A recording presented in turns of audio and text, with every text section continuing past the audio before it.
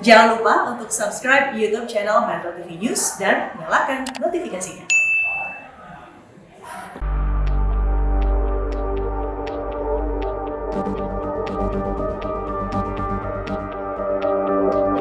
Kondisi yang tidak normal sekarang ini, kondisi yang luar biasa, adanya pandemi COVID-19 harus dilakukan, disikapi dengan cara yang luar biasa. Maka BKBN hari ini mensikapi dengan cara yang luar biasa atas kondisi yang memang juga luar biasa.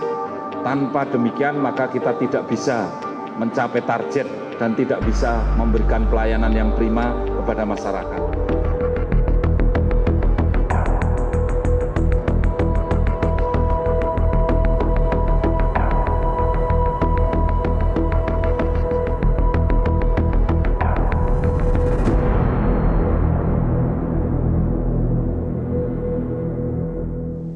Pemirsa, pandemi COVID-19 menyebabkan stabilitas finansial keluarga terganggu. Kebijakan pembatasan mobilitas dan imbauan untuk bekerja di rumah turut menjadi problem psikologis bagi keluarga. Di masa pandemi ini, Badan Kependudukan dan Keluarga Berencana Nasional (BKKBN) hadir dengan program pemberdayaan ekonomi keluarga atau PEK.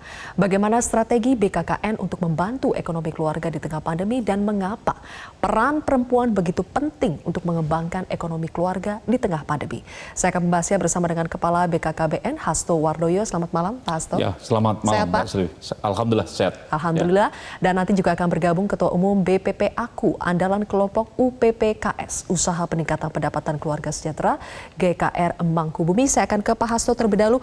Pak Hasto, bagaimana strategi BKKBN untuk membantu keluarga bertahan secara ekonomi di tengah pandemi seperti ini, Pak? Ya, BKKBN itu kan punya tugas juga, salah satunya bagaimana ekonomi keluarga ini bisa menggeliat dan hidup gitu ya, dan memang kita tujuannya adalah untuk membina agar keluarga itu sejahtera. Karena apa? Karena visi BKKBN keluarga berkualitas, keluarga yang tentram, mandiri dan bahagia. Mandirinya ini yang harus kita bantu. Maka di masa pandemi ini kita juga proaktif untuk mengembangkan bina keluarga. Ada bina keluarga balita, ada bina keluarga remaja, ada bina keluarga lansia. Tetapi di sana tidak hanya membina kesehatannya, tapi juga kita punya kelompok, namanya kelompok Usaha Peningkatan Kesejahteraan Keluarga atau yang kita kenal dengan UPPKS. Dan memang malam hari ini nanti juga akan hadir Gusti Mangkubumi yang akan beliau adalah ketuanya ya, ketuanya secara nasional, namanya Aku ya, andalan kelompok UPPKS.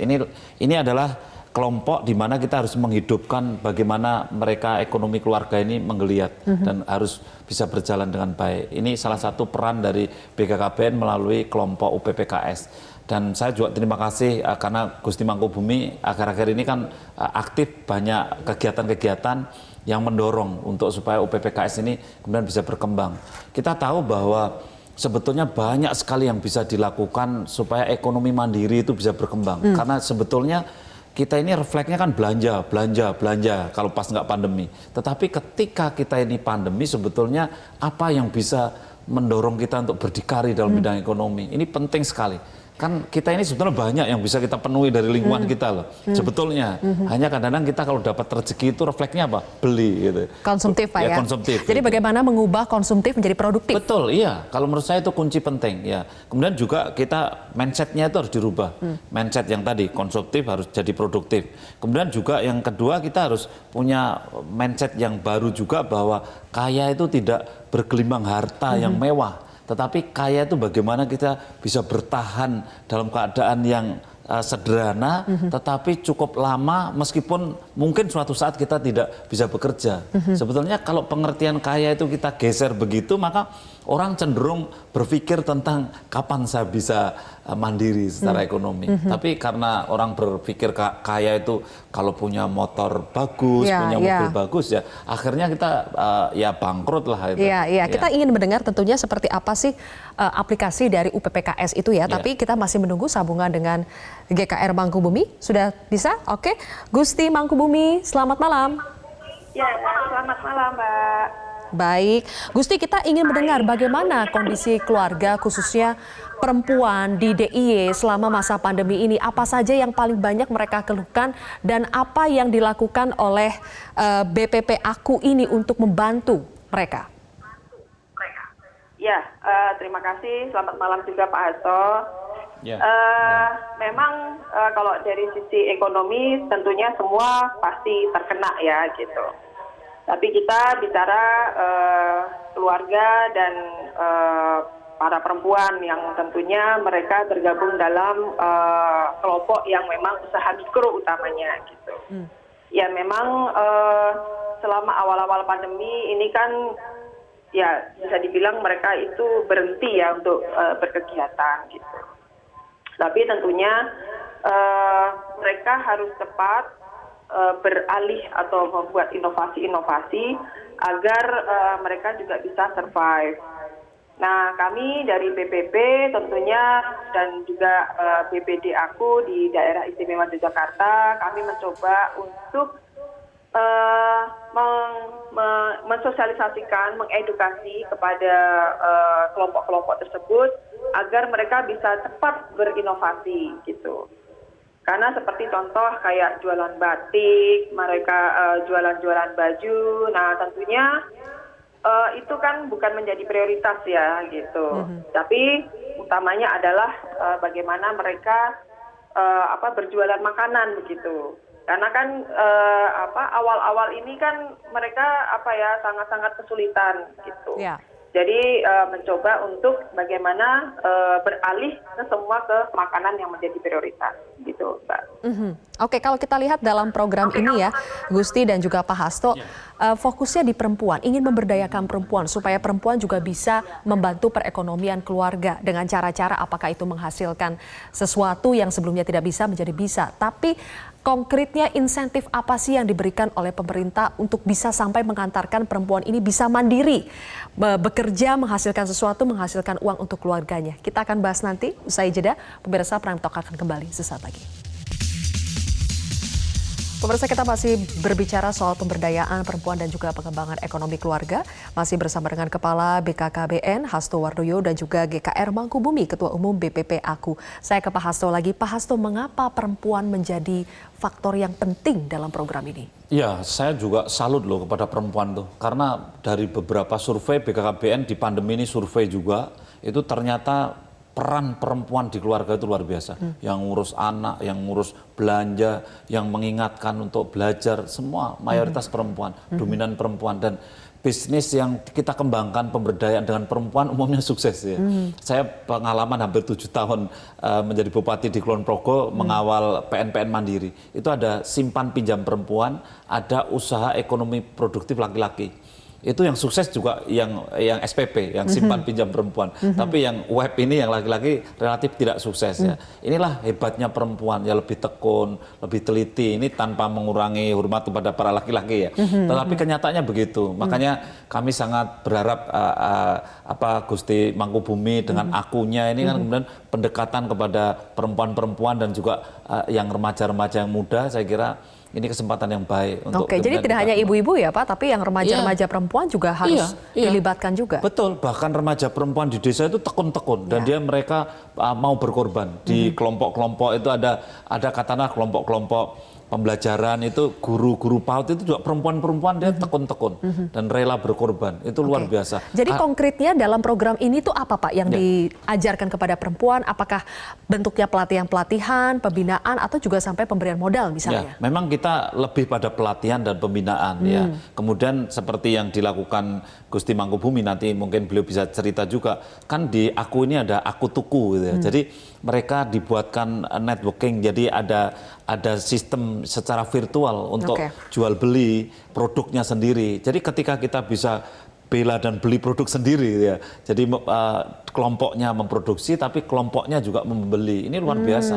Kalau menurut saya ini menjadi close loop ya. Loop yang tertutup dan dari komunitas untuk komunitas. Ya, dari komunitas untuk komunitas. Dan itu efektif ya Pak? Sangat efektif ya. Ini penting sekali saya kira. Oke, kita langsung dengar ceritanya dari Gusti. Gusti, model pengembangan atau pemberdayaan perempuan yang dilakukan oleh BPP Aku ini sebetulnya bagaimana dan sudah adakah contoh sukses yang bisa dibagikan di sini? Ya, terima kasih. Kami di pengurus daerah itu ada beberapa koperasi yang memang mendampingi kelompok-kelompok tersebut gitu. Nah, selain tadi yang disampaikan Pak Hasto, ada pelatihan, ada pembinaan, juga ada pendampingan di masing-masing wilayah sampai ke tingkat desa. Nah, kelompok-kelompok tersebut kami bagi menjadi 3. Jadi ada dasar, ada berkembang, dan ada maju. Nah, di koperasi-koperasi tersebut, biasanya kalau dasar, ini pinjaman modalnya itu tanpa bunga gitu, ataupun bunganya paling-paling sangat rendah gitu. Karena ini berbasis kelompok, jadi peminjaman kepada koperasi itu modelnya tanggung renteng gitu. Jadi nggak pakai avalis gitu, Mbak. Jadi avalisnya kalau di DIY itu saya gitu ya. Jadi bagaimana kelompok-kelompok perempuan ini bisa maju, itu yang paling terpenting.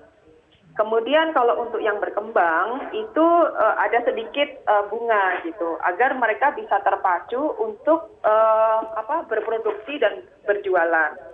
Kemudian kalau yang untuk tingkat berkembang yang sudah maju, yang sudah maju itu biasanya mereka yang sudah bisa berdagang di berkirim ke luar daerah mereka gitu ya, bahkan sampai ke ekspor. Nah biasanya kami ini menyampaikan kepada perusahaan atau kepada bank gitu ya untuk menjadi binaan mereka agar mereka juga bisa lebih berkembang. Jadi mengajak mereka berpameran di provinsi lain gitu, bahkan mungkin diikuti Jakarta seperti itu. Jadi pembinaan kita dari tingkat dasar hingga tingkat maju itu terus kita dampingi gitu, Mbak, di kelompok-kelompok tersebut gitu. Oke, jadi dibagi 3 kelompok ya, kelompok dasar, berkembang, dan yang sudah maju. Dan untuk setiap kelompoknya, contoh suksesnya Bu, mungkin bisa dibagikan Gusti, dari kelompok dasar terutama yang betul-betul baru awal mulai berusaha. Iya, contohnya biasanya itu yang paling cepat itu pembatik gitu. Jadi pembatik dari mulai kita dampingi untuk mereka baru belajar gitu, hingga sampai menjadi binaan-binaan dari perusahaan-perusahaan gitu. Nah, kita tadi seperti yang disampaikan Pak Hasto, kita juga sekarang punya marketplace, namanya Aku Tuku. Kemudian karena pasca pandemi ini kita nggak mungkin lagi mengadakan bazar, mengadakan pameran gitu. Yeah. Nah, beberapa waktu lalu, 2 minggu lalu, kita mencoba untuk membuat pameran virtual gitu. Oh, oke. Gitu. Dan hasilnya Ya, bagaimana jadi itu Gusti? Hasilnya ternyata sangat luar biasa gitu, karena kita di situ langsung menyambungkan antara UKM ibu-ibu ini dengan para pembeli. Jadi di pameran itu ada langsung pesan, kemudian dia juga bisa melihatkan produknya mereka secara virtual gitu, sampai cara mengolah, memasaknya, mengolah dan sebagainya. Jadi juga pembeli juga tahu bahwa kualitas dari produk ini baik, sesuai dengan protokol kesehatan dan sebagainya seperti itu. Oke, tantangannya sendiri Gusti apa untuk membuat program ini bisa berjalan bahkan bisa sustainable, berkelanjutan, itu apa? Ya, tentunya fokus daripada kelompok itu sendiri, karena memang kita kan mengadakan pelatihan, pendampingan, dan pembinaan yang terus-menerus begitu. Nah, keseriusan daripada kelompok, karena itu berbasis pada kelompok ya, satu kelompok itu bisa 5-10 orang. Yang itu isinya ibu-ibu, ada yang satu berdagang sayur, ada yang satu berdagang keripik umpamanya, kemudian jadi mereka bermacam-macam usaha. Nah, itu menjadikan satu agar mereka bisa saling mengisi, bisa saling terinformasi, saling belajar, seperti itu modelnya. Baik, oke. Gitu. Dan satu kelompok ini ada yang sudah kategori sejahtera, ada yang kategori masih keluarga miskin, seperti itu. Oke, jadi saling mengisi ya nanti ya. Baik. Saling mengisi, saling belajar. Betul. Pak Hasto, UPPKS ini kan sebetulnya sudah bergulir sejak tahun 1976. Ya, awal program BKKBN. Betul. Ya. Mengapa program ini dinilai masih relevan dan bagaimana membuat program ini terus berevolusi mengikuti perkembangan zaman, kebutuhan yang ada saat ini, Pak? Ya, karena begini, jadi BKKBN itu kan melekat pada keluarga. Ya, kemudian unit terkecil yang ada di masyarakat itu, keluarga itu menjadi daya ungkit yang besar untuk merubah ekonomi di kelompok masyarakat itu. Jadi begini, ketika suatu masyarakat itu miskin, di kecamatan A miskin, maka intervensi yang paling cocok adalah di keluarga. Ya, ketika keluarga ini unit analisis terkecilnya adalah keluarga. Jadi keluarga ini miskin, kemudian problemnya ada di keluarga itu. Oh, ini keluarga miskin, ini problemnya apa ya? Oh, ternyata karena di rumah itu ada yang difabel. Itu treatmentnya tentu beda. Kemudian dia dikasih program charity misalkan untuk difabilitasnya. Tetapi ada yang lainnya ternyata orangnya sehat semua tapi nganggur itu. Kemudian akhirnya treatmentnya adalah dia diberikan pekerjaan itu. Ada lagi yang mereka ini karena bebannya terlalu besar miskinnya, karena yang sekolah terlalu banyak, anaknya 5, yang 3 sekolah semua, itu berat. Akhirnya treatmentnya adalah diberi beasiswa sekolah. Ada juga yang sakit, treatmentnya lain lagi. Menyesuaikan penanganan dengan kondisi dari setiap keluarga. Ya, dengan unitnya adalah keluarga. Ya, inilah hebatnya keluarga. Kalau kita cermati di dalam problem satu keluarga, maka kalau bahasa saya sebagai dokter itu diagnosisnya di tingkat keluarga, begitu. Untuk bisa mendiagnosis dengan tepat, Pak, dan memberikan resep yang tepat, itu apa yang terus dilakukan oleh BKKBN? Ya, kan gini, BKBN itu punya namanya penyuluh KB, PLKB punya, kemudian namanya PPKBD, sub PPKBD, kader ini sebetulnya. Kadernya ada di desa dan ada di pedukuhan. Mereka inilah yang aktif. Ada kampung KB, ada rumah data. Jadi di rumah dataku ini, dia mengisi kader-kader UPPKS itu mengisi real time ini. Jadi dia ini siapa yang meninggal, siapa yang melahirkan gitu. Dan mereka ini volunteer ini. Jadi mereka itu apa ya? Mohon maaf kalau digaji itu gajinya tuh, aduh nggak sama sekali nggak layak lah. Ya, masih sangat kecil tapi mereka semangatnya luar biasa. Itulah hebatnya. Betul. Dan pandemi COVID-19 ini sebetulnya adalah ujian, tapi sekaligus juga momentum memberikan kesempatan bagi keluarga yang mungkin awalnya tidak berpikir untuk bisa betul-betul memberdayakan semua anggota keluarga, tapi dengan adanya pandemi ini malah terpikir, Pak. Ya, dan saya kira bagaimana membangun ekonomi yang mandiri itu kesempatannya sekarang ini. Betul. Iya, ini yang kesempatan keluarga diberdayakan membangun ekonomi yang mandiri. Kesempatan kita untuk belajar. Baik, Terima kasih Pak Hasto Wardoyo, Kepala BKKBN dan juga GKR Mangkubumi, Ketua Umum BPP Aku telah bergabung bersama kami di Prime Talk hari ini. Dan pemirsa, demikianlah Prime Talk. Saya Zilvia Iskandar mewakili rekan-rekan bertugas mengucapkan terima kasih atas kebersamaan.